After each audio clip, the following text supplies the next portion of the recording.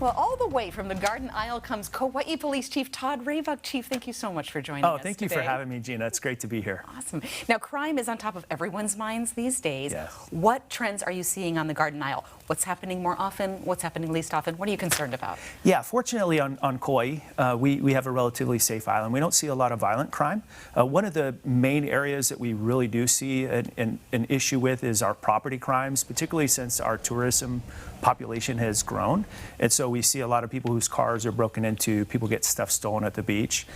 So we're really lucky there. But one of the biggest concerns that we have, especially going into the holiday season, is the issue of traffic accidents. Our state has seen a significant increase in the number of traffic fatalities this year in comparison to last year.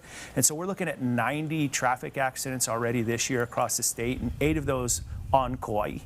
And so, you know, as much as most of us are worried about crime, the reality is that more of us are more highly likely to be engaged in traffic accidents where we could be seriously injured or killed. And so let's hope that everybody slows down, wears a seatbelt, don't drink and drive. Those are 90 families who won't be celebrating the holiday season this year with a loved one. And so that's really kind of the message that I hope we can share with the entire state and our residents on Kauai. Such an important message. And of course, the men and women of the police department will be out there spreading that message, keeping everybody safe. And we want to talk about that staffing. It's hard to staff anywhere these days, right? And public safety is no exception. What are you doing about recruitment, retention? What's working, especially when there's other places on the mainland trying to recruit your folks away? Yeah, it's difficult. It's difficult for everybody, right? Law enforcement nationwide, but not just law enforcement, our hospitality industries, our military. Everybody's really struggling for employees this year. So we're really struggling across the country in filling those positions. Luckily, Kauai Police Department is 90% staffed with our law enforcement, and so we continuously recruit. One of the things is continuously bringing more people in that are leaving. We always have a natural attrition rate, and so for the last 3 years we've been very successful in being able to bring more people in than have left.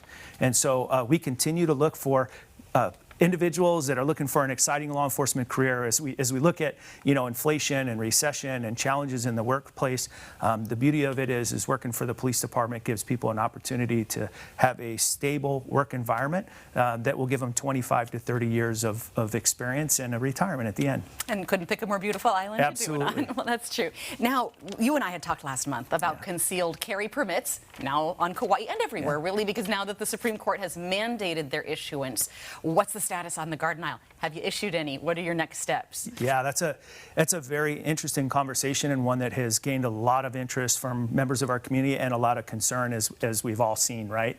And so on Kauai, we've had, I think, 35 applicants or applications that we've received. 27 of those are applicants, meaning that some people have asked for multiple permits to carry multiple firearms.